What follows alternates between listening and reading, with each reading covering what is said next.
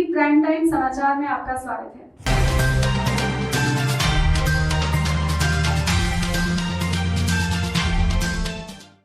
की साथ ही हमने देश में 10 करोड़ से ज़्यादा टेस्ट कर लिए हैं।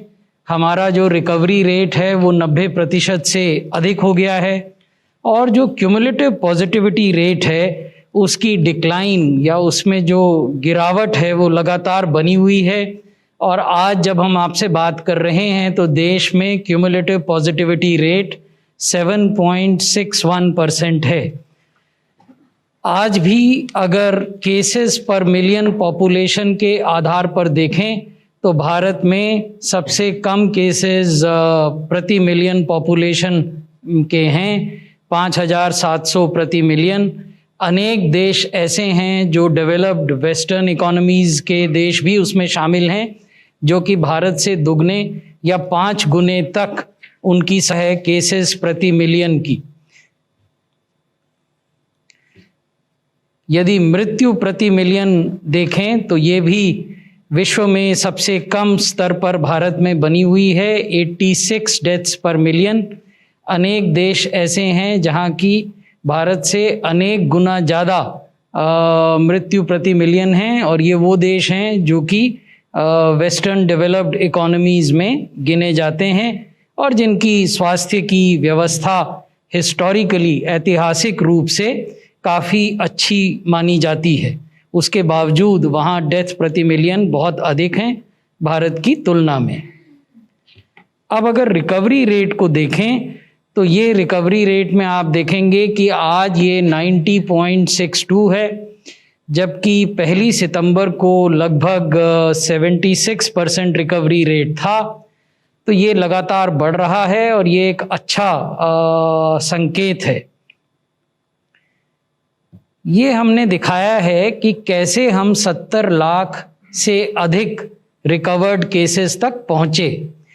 पहले 10 लाख रिकवरी में 1 लाख से 10 लाख होने में हमें 3 जून से 30 जुलाई का वक्त लगा, यानी 57 दिन लगे। It took us 57 days to register a recovery of 10 lakhs from 1 lakh। However if we look at the latest 10 lakhs, अगर हम सबसे रीसेंट रिकवरी को देखें तो ये 11 अक्टूबर से 24 अक्टूबर के बीच में हो गई, यानी 13 दिन में ये 10 लाख रिकवरी हुई। So compared to the first 10 lakh recoveries which took us 57 days, the latest 10 lakh recoveries have taken us only 13 days. So this is also a satisfactory sign. If we look at decline in case fatality rate, अगर हम मृत्यु दर को देखें तो इसमें भी लगातार गिरावट हो रही है। ये 1.77% था 1 सितंबर को और अब ये घटकर 1.50% हो गया है। जैसा हम समय समय पर आपको बताते हैं, अनेक राज्य ऐसे हैं देश के और संघ शासित क्षेत्र ऐसे हैं जहां मृत्यु दर 1.50 से भी कम है। यदि हम देखें कि पिछले 5 सप्ताहों में औसतन प्रतिदिन होने वाली मृत्यु की संख्या में क्या ट्रेंड दिखाई दे रहा है, तो आप ये देखेंगे कि 23 सितंबर से लेकर 6 अक्टूबर तक 1000 से ज़्यादा मृत्यु प्रतिदिन रिकॉर्ड की जाती थी कोविड से, और अब ये संख्या लगातार घट रही है। और जो पिछला सप्ताह है, जो 21 अक्टूबर से 27 अक्टूबर का सप्ताह है, उसमें औसतन 615 मृत्यु प्रतिदिन दर्ज की गई। So this is a important trend. If we look at the first 2 weeks from 23rd September onwards, the average daily new deaths were always more than 1,000. However, this has come significantly down. It has declined. And if we look at the last week, which is 21st October to 27th October, the average daily deaths are only 615.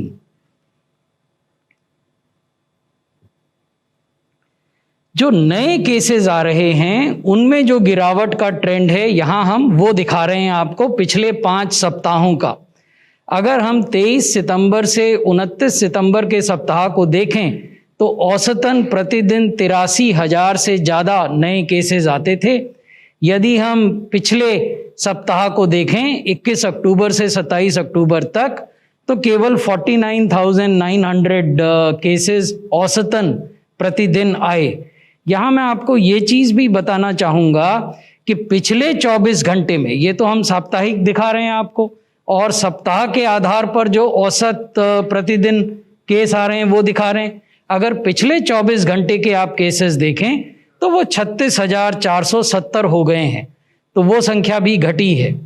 यहाँ एक ध्यान देने की बात यह है कि जिन सप्ताहों में ये गिरावट का ट्रेंड देखा गया है उन सप्ताहों में जो हमारी औसत प्रतिदिन टेस्टिंग है उसमें गिरावट नहीं आई है। और अगर आप वो देखें तो पिछले 5 सप्ताह के औसत के आधार पर हम प्रतिदिन अभी भी औसतन 11 लाख टेस्ट करते हैं। तो औसतन प्रतिदिन 11 लाख टेस्ट करने के बाद अगर इस तरह के नंबर आ रहे हैं तो ये ट्रेंड अपने आप में सिग्निफिकेंट है। मैं यहाँ पे ये भी आपको बताना चाहूँगा कि अगर हम टेस्ट प्रति मिलियन देखें, क्योंकि हम डेथ प्रति मिलियन की बात करते हैं, केस प्रति मिलियन की बात करते हैं, तो टेस्ट प्रति मिलियन में 75,600 से अधिक टेस्ट हम प्रति मिलियन इस देश में कर रहे हैं। तो उसमें भी काफ़ी बड़ी इंक्रीज हुई है। ये एक्टिव केसेस के डिक्लाइन होने का ग्राफ है, जिसमें आप देखेंगे कि सितंबर के पहले सप्ताह में 7,85,000 एक्टिव केसेस थे। ये वो केस हैं जो अस्पताल में हैं या होम आइसोलेशन में हैं। फिर ये बढ़ते गए और 18 सितंबर के लगभग, इनफैक्ट 17, 18 और 19 3 दिन ये 10 लाख से ज़्यादा एक्टिव केसेस लगातार रहे। फिर इनमें गिरावट शुरू हुई और अब 6,25,857 एक्टिव केसेस हैं। अब कुछ राज्यों की बात हम करना चाहेंगे। ये 10 राज्य हैं और यूनियन टेरिटरीज हैं जिनमें कि अभी भी कुल एक्टिव केसेस के 78% केसेस हैं। ये क्यूमुलेटिव आंकड़ा है, यानी हिस्टोरिकल आंकड़ा है। प्रारंभ से लेकर अब तक जितने भी केस आए उनमें जो अभी भी अस्पताल में या आइसोलेशन में बने हुए हैं, तो वो 21% से ज़्यादा एक्टिव केस केवल एक राज्य में हैं, महाराष्ट्र में। हमने संख्या भी दी है उनकी, 1,34,000 से कुछ ज़्यादा एक्टिव केसेस हैं। और 15% जो एक्टिव केसेस हैं वो केरला में हैं, उनकी संख्या भी हमने दी है, 93,000 से कुछ ज़्यादा हैं।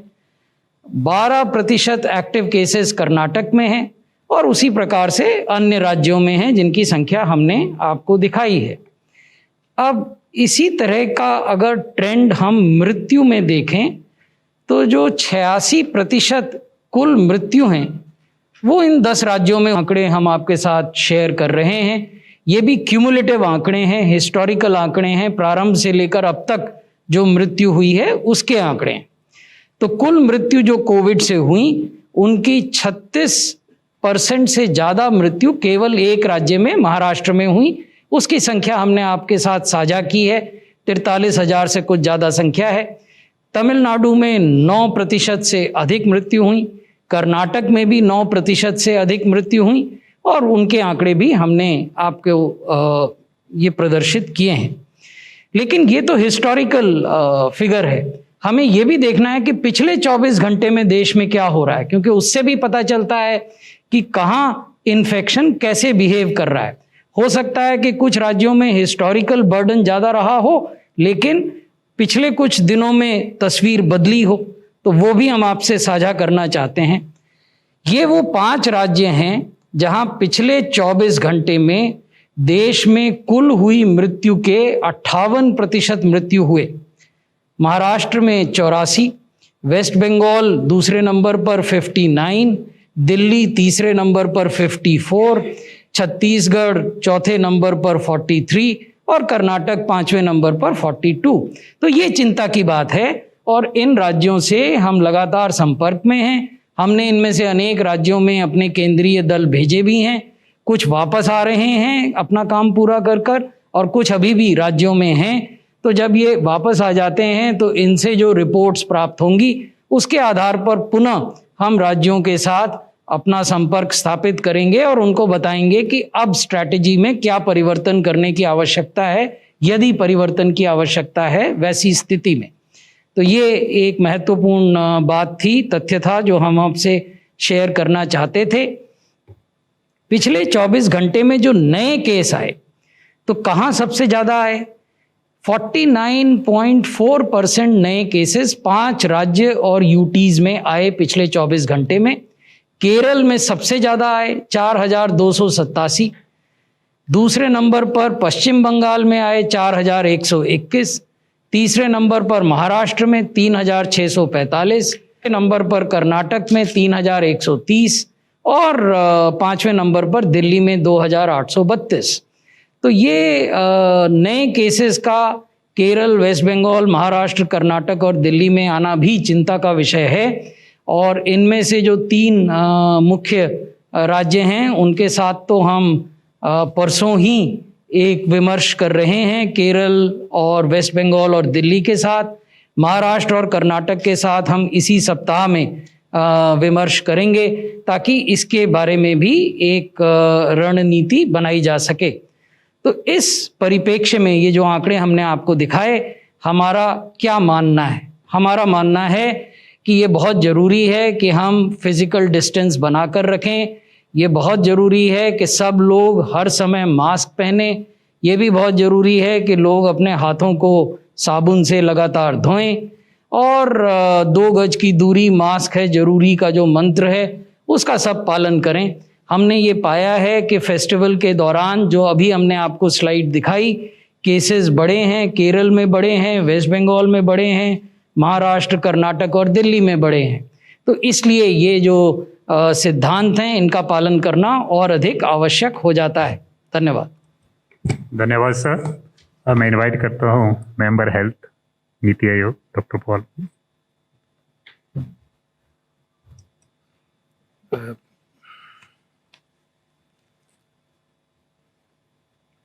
धन्यवाद।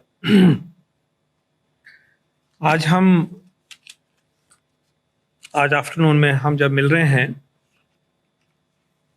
तो जो विश्व में हालात बन रहे हैं इस पैंडेमिक के, वो और भी चिंताजनक हो गए हैं और उस परिप्रेक्ष्य को हमें नहीं भूलना है। आज हम देख रहे हैं कि यूरोप के बहुत सारे देशों में केसेस लगातार बढ़ रहे हैं और उनकी जो गति है बढ़ाव की, that is even higher than the first phase of pandemic, is higher than the original peak. Fortunately, because the health systems have now beefed up, mortality rates are somewhat low. But this virus is very mischievous. You can see it. लग रहा था कि वहाँ समस्या शायद अब लगभग ठीक हो गई है।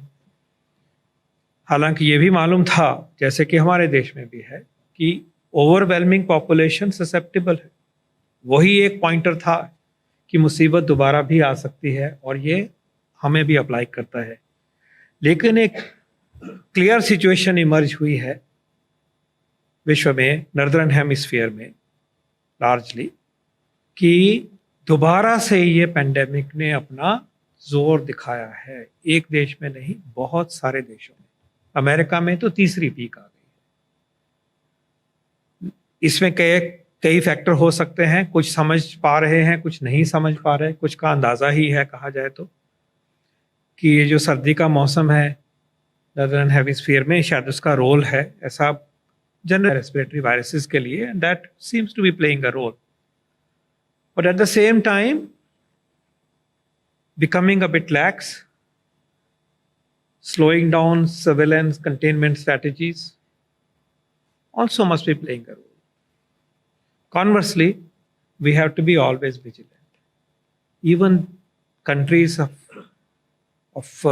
much greater economic capability, per capita income, good health system, good thinking, good science base can succumb to a huge second peak is a lesson for all of us. We are very fortunate कि हमारा जो trend है, हमारी जो journey है, वो दूसरे direction में है. ये एक फॉर्चुनेट बात है और ये भी दर्शाता है कि अगर हम ठीक स्टेप लेते हैं, मेहनत करते हैं, तो जो यहाँ की परिस्थितियाँ हैं उसके मुताबिक हम इस बीमारी को, इस पैंडेमिक को कंट्रोल करने में सफल होते हैं. ये भी दर्शाता है कि वो ट्रेंड इधर जा रहे हैं और हमारा ट्रेंड क्लियरली नीचे आ रहा है. आज इतने कंसिस्टेंट आपको डेटा प्रेजेंट किया गया, सेक्रेटरी सर ने दिखाया कि हमारे जो रिकवर्ड केसेस हैं इतने ज़्यादा हो गए हैं, 90% तक पहुंच गए हैं. हमारे एक्टिव केसेस की संख्या फिनोमिनली लो हो गई. तो ये दर्शाता है कि ठीक मेहनत होती है, सबके साथ मिलके सब भागीदारी लेते हैं, सरकार भी और सिटीजन्स भी, तो रिजल्ट आते हैं. तो ये एक फॉर्चुनेट बात है कि हमारा ट्रेंड ठीक की तरफ है. 2-3 स्टेट्स में दूसरा ट्रेंड चला हुआ है, वो एक फिक्र की बात है. केरल में, वेस्ट बंगाल में, दिल्ली में तीसरी पीक आई है, बट उस तरफ जा रही है. These are matters of concern. इसका मतलब आज ये भी है कि सक्सेस होती है, लेकिन हमें सक्सेस को गवा नहीं देना है और सक्सेस को रहते हुए ही टेकन फॉर ग्रांटेड करें, ऐसा संभव नहीं है. ये हमने यूरोपियन और अमेरिकन सिचुएशन को देख के भी अपने आप से हम सीख लेते हैं इस आज. तो आज हमारे पास जो कंट्रोल है उसको हमें संजोना है, बचा के रखना है और उसको पक्का करना है. यही एक मैसेज दोबारा हम आप सबके सामने प्रस्तुत करते हैं. जो मृत्यु की दर कम हुई है, 500 के नीचे पर डे की डेथ आ गई है. It's remarkable. लगता था कि बहुत मुश्किल होगा, लगता था कब आए, लेकिन अब ये संभव हो गया है. नए केसेस 40,000 के नीचे हैं, 36,000 37,000 तक पहुंच गए. कहाँ हम 95,000 96,000 पर डे की सिचुएशन में थे अभी कुछ ही हफ्ते पहले. और ये कंसिस्टेंट डिक्लाइन है और ये भी दर्शाया गया है और बड़े को भी आगे बढ़ा के दिखाता है कि टेस्टिंग रेट है हमारा अच्छा रहा है और पॉजिटिविटी रेट कम हुआ है. कॉन्फिडेंस देता है कि ओवरऑल पैंडेमिक जो है वो हमारे काबू में है और नीचे आ रही है. ये खुशी की बात है. हमें याद रहना चाहिए कि ये एक मौका है हम सबके लिए, ढिलाई का नहीं और मेहनत का.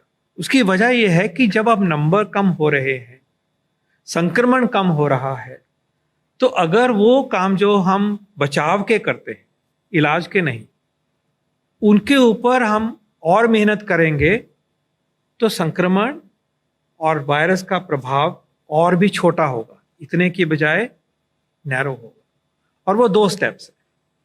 एक स्टेप है कि हमने जो हमारा ट्रैक, टेस्ट, ट्रेस और ट्रीटमेंट का जो अप्रोच है उसके ऊपर हमें जोर लगाना होगा, सर्वेलेंस पे जोर लगाना होगा.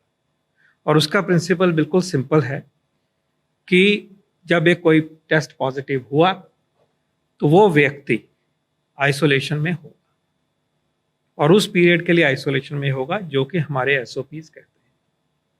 हम अलाउ करते हैं कि आइसोलेशन घर में हो, प्रिकॉशंस के साथ, कंडीशंस को मीट करते हुए. लेकिन हम ये भी इनकरेज करते हैं कि इस आइसोलेशन को पक्का रखना और रिस्क मिनिमम हो इस व्यक्ति का सीरियस डिजीज होने के ऊपर एक्शन के लिए. तो जो कोविड केयर सेंटर्स हैं उसमें हम आइसोलेशन को कार्यान्वित कर सकते हैं. तो जो पॉजिटिव है वो आइसोलेटेड है. क्यों? 2 वजह से कि एक तो वो दूसरे को संक्रमण नहीं फैलाए, नंबर 2 वो ऐसी व्यवस्था में आए जो कि उसके ऊपर नजर रख रही है कि उसमें खराबी हो तो हमें आगे एक्शन क्या लेना है. God forbid. बहुत सारे केसेस माइल्ड रहते हैं, अच्छी बात है, लेकिन जब खराबी आती है तेजी से हालात बिगड़ सकते हैं. तो जो क्या प्रिंसिपल हुआ, पॉजिटिव केस को आइसोलेट करना है. ये सर्वेलेंस कंट्रोल की, हमारी लोकल बॉडीज की, हमारे सरकार की, हमारे डिपार्टमेंट्स की भी तो है ही जिम्मेवारी, लेकिन हम सबको भी ये पता होना चाहिए कि पॉजिटिव केस को भली भांति डिग्निटी से पूरा ख्याल करके, पूरी सपोर्ट करके हमें आइसोलेट करना है इन 2 वजह के लिए। लेकिन दूसरा स्टेप इक्वली इंपॉर्टेंट है कि जिन कॉन्टैक्ट्स को वो व्यक्ति का साक्षात्कार हुआ पिछले 5 दिनों में, उन व्यक्तियों को हमें क्वारंटाइन करना है, उनको भी अलग करना है। कांटेक्ट का मतलब ये नहीं कि मैं पॉजिटिव हूं, कांटेक्ट का मतलब है कि मैं उनके कांटेक्ट में आया, मुझे 15 मिनट से ज्यादा साक्षात्कार हुआ दिन में कुल मिला के, और मेरे को रिस्क हो सकता है। तो इस व्यक्ति को, कॉन्टैक्ट्स को क्वारंटाइन नहीं करेंगे तो कॉन्टैक्ट्स जो हैं वो अगर इन्फेक्ट हो चुके हैं तो समाज में है, संक्रमण बढ़ाएंगे। तो दूसरा एलिमेंट ये है कि contacts have to be quarantined, and a good programme suggest is the one where at least for one positive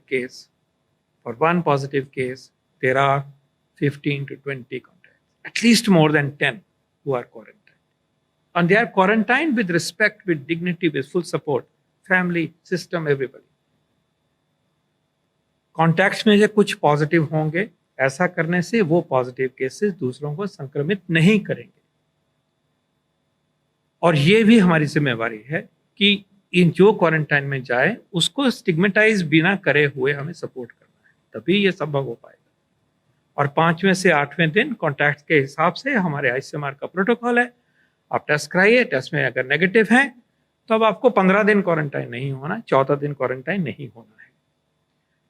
positive case isolate होता है, क्वारंटाइन जो हुए हैं वो कॉन्टैक्ट्स हैं, वो क्वारंटाइन होंगे, टेस्ट नेगेटिव आएंगे, वो आ सकते हैं सामने।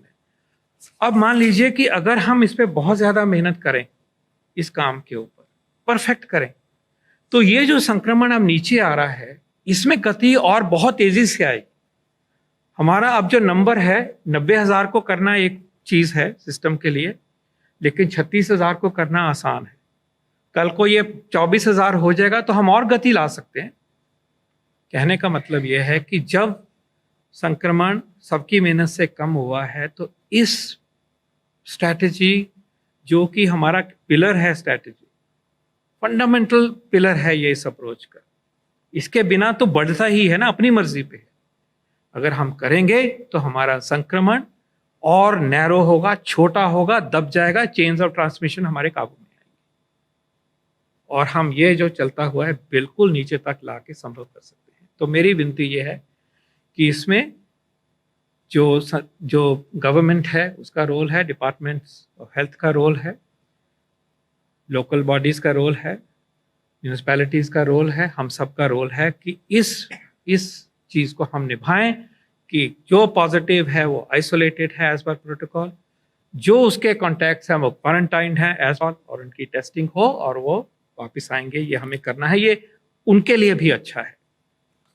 और दूसरी अप्रोच इसके साथ अब ये जुड़ रही है कि हमें ये भी देखना है कि जो टेस्ट पॉजिटिव हुआ वो कहीं क्लस्टर में तो नहीं था। ये नई सोच बनती जा रही है, थोड़ा पीछे हट के देखना होगा कि ये पिछले 4 दिन 5 दिन पहले 8 दिन पहले क्या ऐसी जगह तो नहीं था जहाँ पे कोई ग्रुप था, तो वो ग्रुप भी हमारी नज़र में रहना चाहिए। उसमें से भी जो कॉन्टैक्ट हुए हैं उनको हमने क्वारंटाइन करना है। थोड़ा सा पिछली तरफ नज़र डालने की ज़रूरत पड़ती है, इसलिए देखने के लिए कि ये कहीं क्लस्टर में तो नहीं था, कोई सुपर स्प्रेडिंग इवेंट का हिस्सा तो नहीं था। मैं चाहूँगा कि इसको भी सब हम सोचें और इसको भी हमने अपनी जो स्ट्रैटेजी है उसमें सम्मिलित किया गया है। तो looking for a super spreading event in the case of an individual positive case is an important area of our work, and we are learning that super spreading events happen when we are together, not only in very large numbers but also in medium numbers where infection can spread from 1 to 7 people. Of course there are super spreading events where it spreads to 50s and more. So we have to be mindful that such super spreading events are avoided, and secondly, when we are looking at our strategy to control, then we take note of this. और इसके बाद ये prevention की बात हो रही है आज, तो एक प्रिवेंशन का कि एक से दूसरे को ना जाए, लेकिन प्राइमरी प्रिवेंशन की वही बातें हैं जिनका जिक्र अभी राजेश भूषण जी ने करा कि हमें उस जद्दोजहद में जुड़ना है, उस जन आंदोलन में जुड़ना है कि हम अपने कोविड अप्रोप्रिएट बिहेवियर के बारे में कोई भी ढिलाई नहीं अपनाएंगे। इस मंच से इसकी चर्चा पहले भी हुई है, बार बार हुई है। 8 अक्टूबर से खास एफर्ट किया गया, उसके पश्चात माननीय प्रधानमंत्री जी ने संबोधन किया सब देशवासियों के साथ, और फिर मन की बात में फिर दोबारा उन्होंने हमें याद दिलाई कि ये जो 3 हमारे प्रिंसिपल्स हैं कि हमें मास्क पहनना है, हमें 2 गज की दूरी बना के रखनी है, और हमें अपने हाथों को धोना है, स्वच्छ रखना है, सैनिटाइज करके रखना है। इन 3 प्रिंसिपल्स को हम अपनाएं तो हम प्रिवेंशन कर रहे हैं। जब बचाव प्रिवेंशन नहीं हो पाता तो इलाज की बातें होती हैं, और डॉक्टर भार्गव कुछ बताएंगे हमें कि नई चीज़ों की तरफ हम कैसे बढ़ रहे हैं। तो जब प्रिवेंशन की बात हो रही है तो ये 2 प्रिवेंशन की अप्रोचेस हमारे हाथ में है, कोविड अप्रोप्रिएट बिहेवियर जन आंदोलन की तरह। दूसरा है कि शुरुआत हुई है तो उसको दबाओ ताकि आगे ना बढ़े, फर्दर प्रिवेंशन, सेकेंडरी प्रिवेंशन हो उस चीज़ की, उसकी बात मैंने करी है। उसके भी ढिलाई नहीं हो सकती, और कोविड अप्रोप्रिएट बिहेवियर को भी अपनाने में कोई ढिलाई हम नहीं करेंगे। उत्सवों के दौरान हमने देखा है कि जनता ने प्रधानमंत्री जी की रिक्वेस्ट को सुना और काफ़ी हद तक संयम दिखाया। ये बहुत बड़ी बात है और देश ने करके दिखाया। हमें उसको कंग्रेचुलेट करना है, उसकी सराहना करनी है, लेकिन ये भी याद रहे कि अभी ऐसे उत्सव और भी आने वाले हैं। अभी काफ़ी चैलेंजेस आगे भी आएंगे, और अगर हम इसमें फॉल्टर हुए हैं और जितने भी हुए हैं, इसका नतीजा अभी 10-12 दिन, 8 दिन के बाद, 10 दिन के बाद पता चलेगा, क्योंकि संक्रमण को प्रकट होते होते 7-8 दिन, 10 दिन का एक वक्फा होता है। लेकिन let's hope that we have shown restraint, we have been responsible in a very big way, thanks to media as well, thanks to each one of the citizens. और लेकिन उनको अपनाने में और भी तेजी और भी इंटेंसिटी हमें लानी होगी। In sum, I am submitting to you that we are fortunate that today we are showing a decline of the pandemic, except in 2 or 3 states. This decline is particularly noteworthy because in other countries of Northern Hemisphere, there is a severe increase in the intensity of pandemic. We have to protect these gains both through surveillance, containment tracing, isolation, quarantine strategy, as well as individual behaviors which reduce the spread of infection from one to the other, both ways, from me to you, from you to me. And this we must be committed to as an individual, as families, as communities, as a nation. Dhanyavad. Dhanyavad, sir. We have a online question. There are reports that cases in children surged in Mizoram. Specifically, the state has decided to close the schools again. Is center going to issue any supplementary advisory? Can ICMR say what is the rate of infection in children in India and Kawasaki-like disease in them? I think children were thought to be protected. However, we have some evidence that children can also be spreaders, or rather super spreaders. We have this question regarding Mizoram. Mizoram has what percentage of cases we have in Mizoram? 315 active cases in Mizoram. And here the question was regarding Kawasaki disease. Now, Kawasaki disease is a disease which is autoimmune, affects children who are less than 5 years of age, and presents with fever, presents with thrombocytosis, and also presents with the arteries of the heart which become dilated and bead-like or aneurysmal. So this is a rare condition, affects males more than females, and is more common in the US, less common in India. And this has been described with COVID in different parts of the world. We have had, I don't think, any experience of Kawasaki with COVID in India at the moment. It's a very rare condition. Having said that, we have to remember that once this affects very small children, and the arteries of the heart get dilated and clots can form in that and can lead to heart attacks and can also be harmful for the child. So we have to watch it more carefully, particularly in Mizoram, where more children were more recent. The schools have been closed because they found that some children were affected, although the active cases are just 315. And overall, the figure in India is that below the age of 17 years, only 8% are positive. And below 5 would be much less, and we can come back with that figure, would be probably less than 1% or so. We can come back with So there is another online question. How is the health ministry addressing the training and reorientation needs of the healthcare workers for COVID and other healthcare services? You see, the training needs and orientation needs of healthcare workers, including doctors and nurses, could not be addressed by adopting conventional means during the COVID period. So therefore, the government of India came up with an electronic learning platform which was meant for ministries and departments of these 55 digital training courses on iGOT.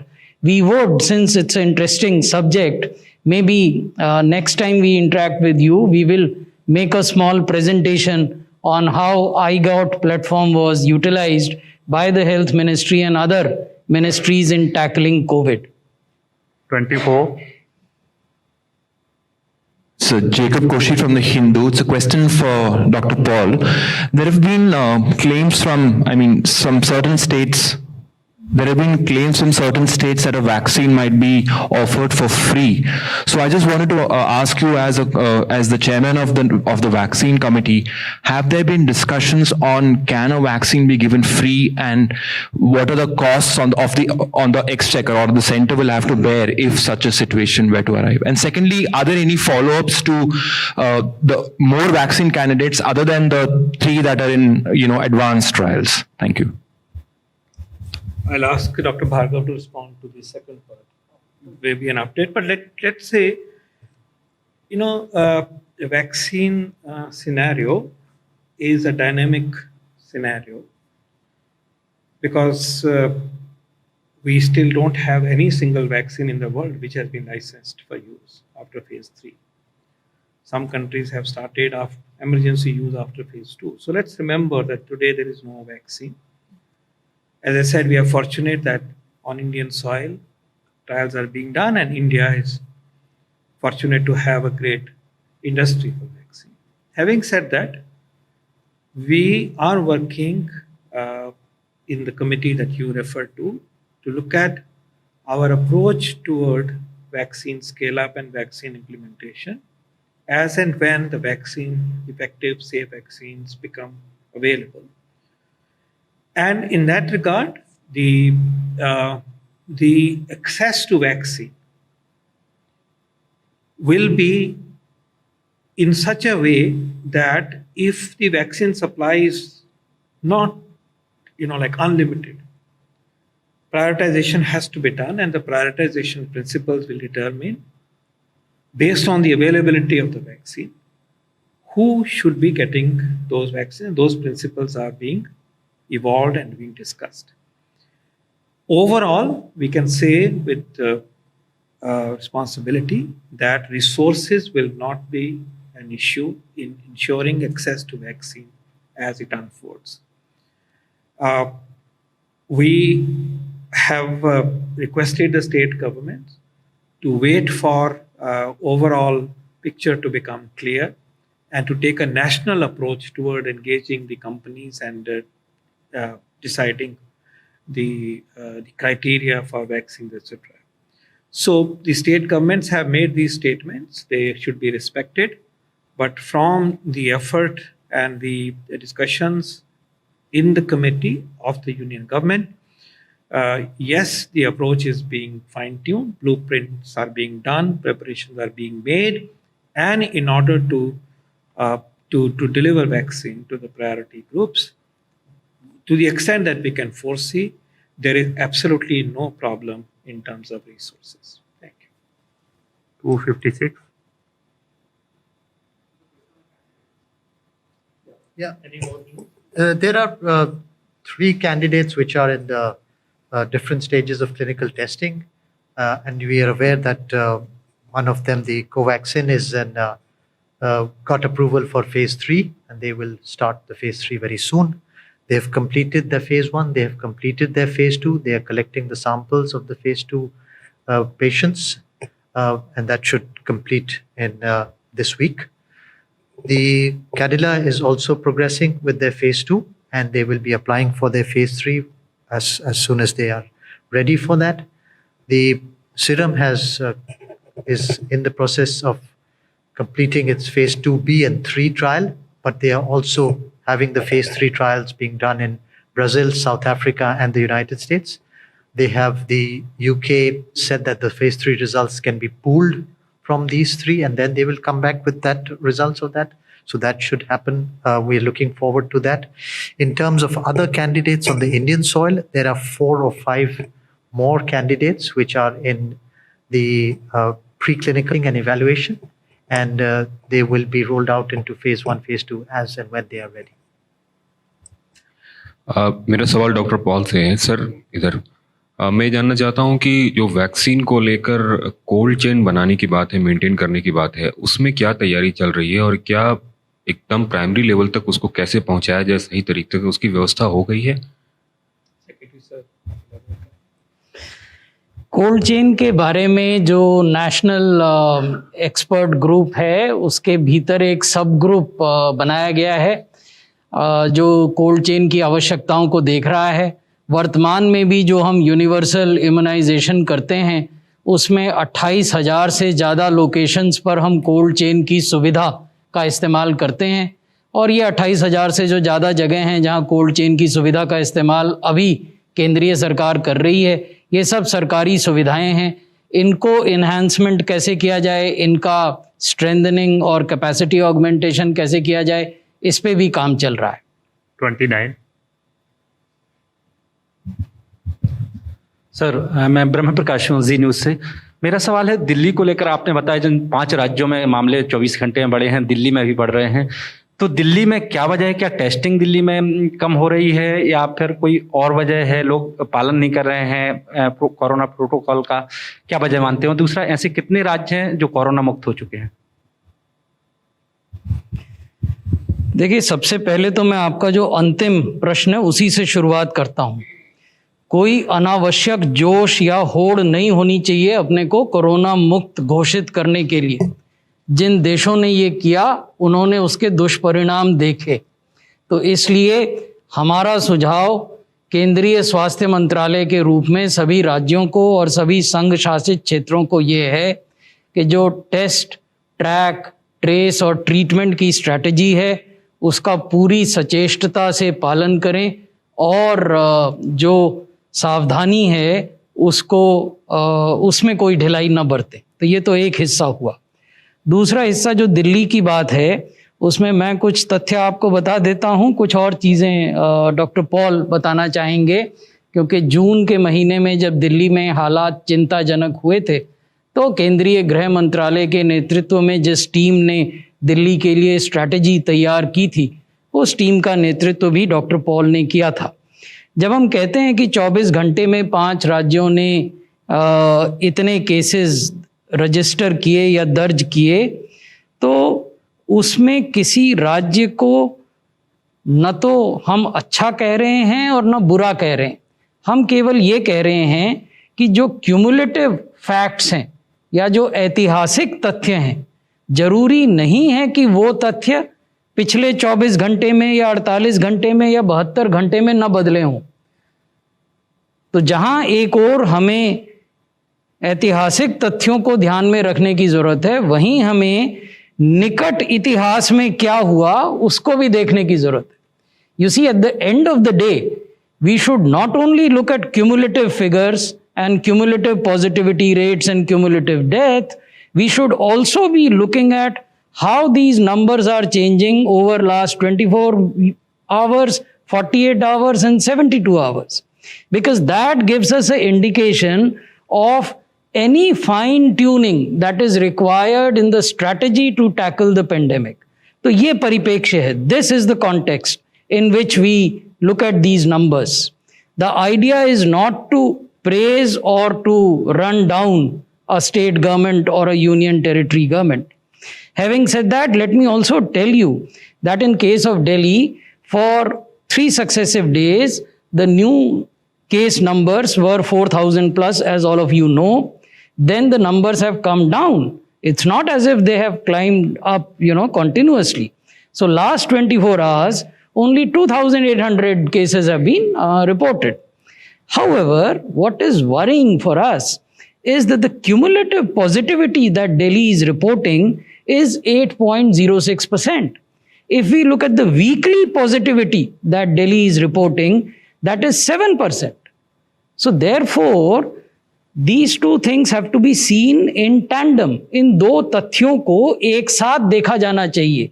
कितने नए case आ रहे हैं और positivity की दर क्या है.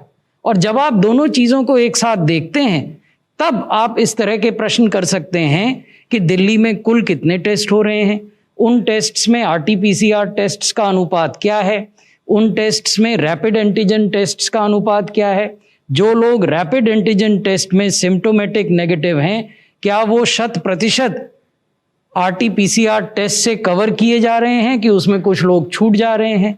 यदि छूट जा रहे हैं तो क्या वो लोग संक्रमण फैलाने की स्थिति में हैं. जो भी कंटेनमेंट एरियाज हैं उनमें क्या house to house active case search हो रही है कि नहीं हो रही. यदि हो रही है तो कहाँ पर और चीज़ों को बेहतर करने की आवश्यकता. तो ये सारी चीज़ें हैं. When we engage in a dialogue with a state government or a union territory administration, these are the facts that we develop, that we discuss, and it's an open discussion where we learn from the state government's experience and state government learns from the scientific input or technical input that is given by specialists like Dr. Paul, Dr. Bhargav and Dr. Guleria, who's not here. Dr. Paul, if you would want to add something to this.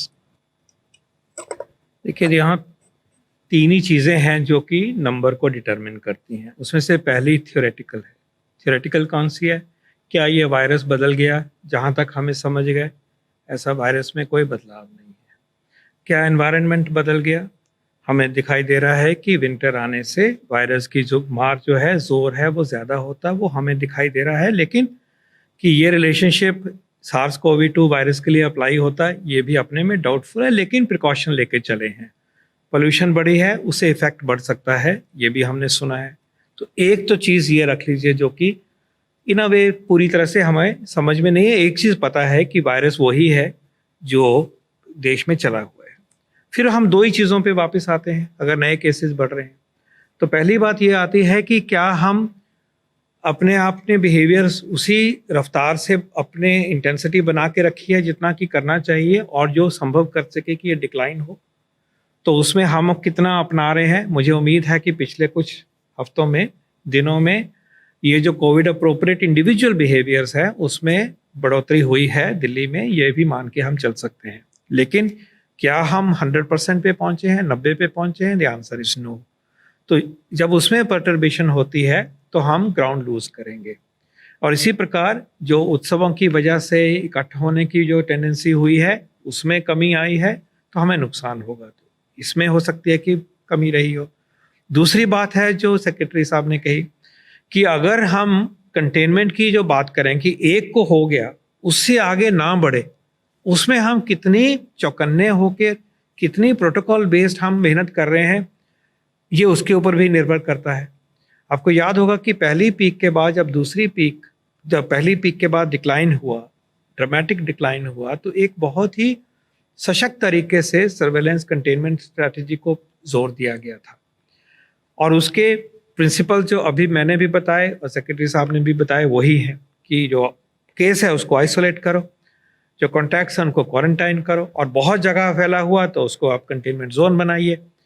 ये भी पक्की बात है कि पिछले दिनों में जो कंटेनमेंट जोन्स बनी उसमें कंटेनमेंट के एफर्ट दिखाई दे रहे थे क्योंकि ज़्यादा केसेस 50% के करीब वहाँ से आने शुरू हो गए थे. ये भी मालूम है कि टेस्टिंग अच्छी चली हुई थी, बढ़ भी रही थी, लेकिन उसमें थोड़ी सी अब उसमें कमी आई है.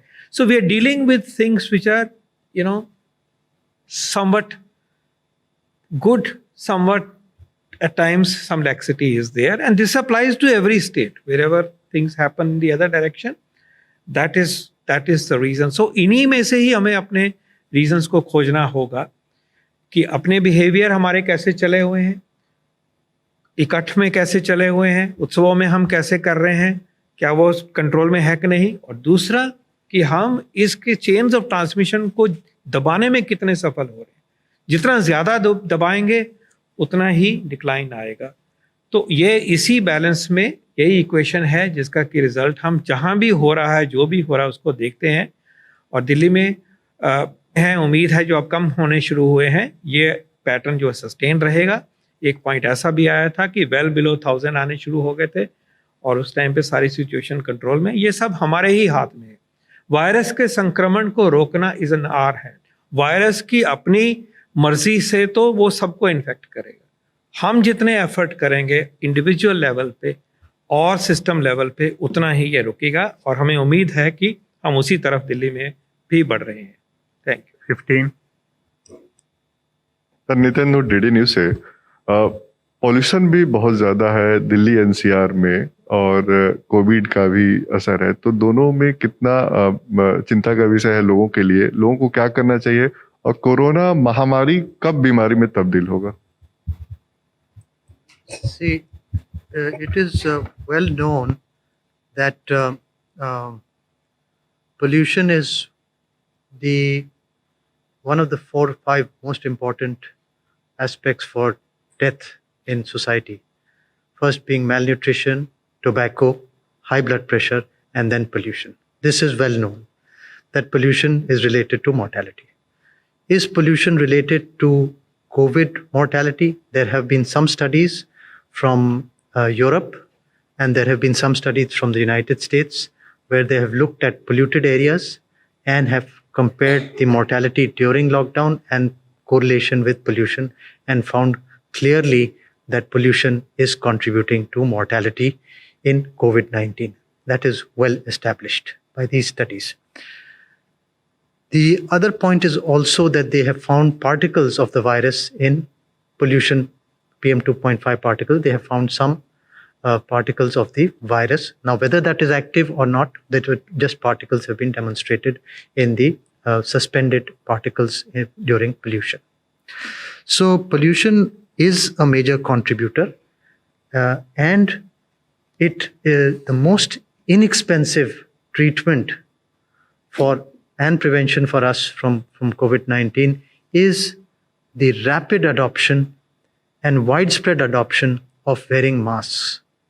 So even if you look historically at many very polluted cities like Tokyo and other cities, they used to continue to wear masks even in peacetime. So when there was no COVID or no any other viral, they would still continue to wear masks because of pollution being an important.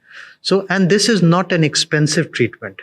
This is all the COVID appropriate behavior doesn't cost anything.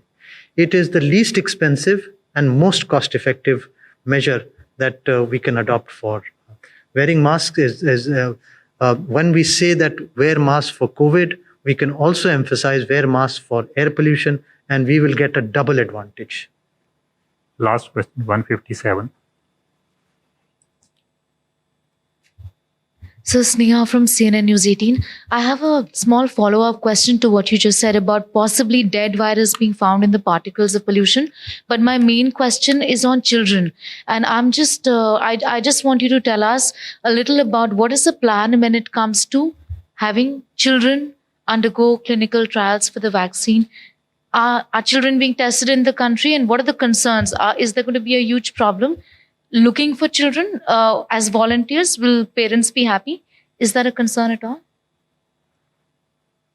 So also please the clarity on what you just said about the virus particles being found in PM2. There has been a study from Boston, from the Harvard Chan Institute, where they have demonstrated that virus particles have been found to be suspended in the PM2.5 That is the study which says, but they're not active viruses, but they're particles. See, what happens is that when you test someone for COVID, you get test positivity up to 37 days also, because the dead virus particles, RNA particles, because the test is only testing RNA. It is not testing whether the virus is dead or alive.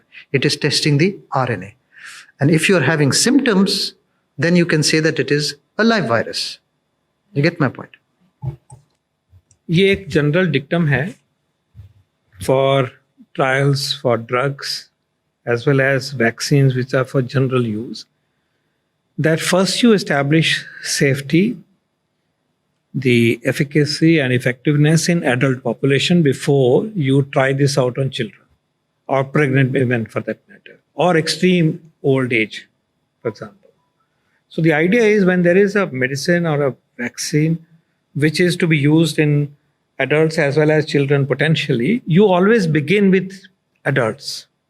The extremes of ages, in old age, extreme age, as well as young children, pregnant women, you do it later when you're very sure that it will be least unsafe. Now, when a vaccine has to be given only for children and directed at children, then obviously after a certain safety trial, you go straight to children. And that would have happened in the cases of the vaccine that we currently use in children. But when for a vaccine which is to be used in adults, then our first priority is establish the safety and effectiveness in the adult and then take up children as a part. This happens also for the drugs. That again, cancer drug, you will first do it in adults and then come to children. So this is a general principle. The second part is also the fact that in children, as we have seen, the disease is generally extremely mild, often invisible or asymptomatic. But of course, they are spreading. So they will eventually be the target of all preventive approaches, the two that I mentioned, and the third one being the vaccine. So children have to take part in these preventive measures. They should also wear masks, so to say. So they will come into picture eventually, but the current efforts, to the best of my knowledge, are largely in the middle segment and now being extended to old age people because they have a high mortality. And children having less mortality for the time being will be in future considerations. That's the scenario that we understand. Thank you very much, sir. Thank you, friends.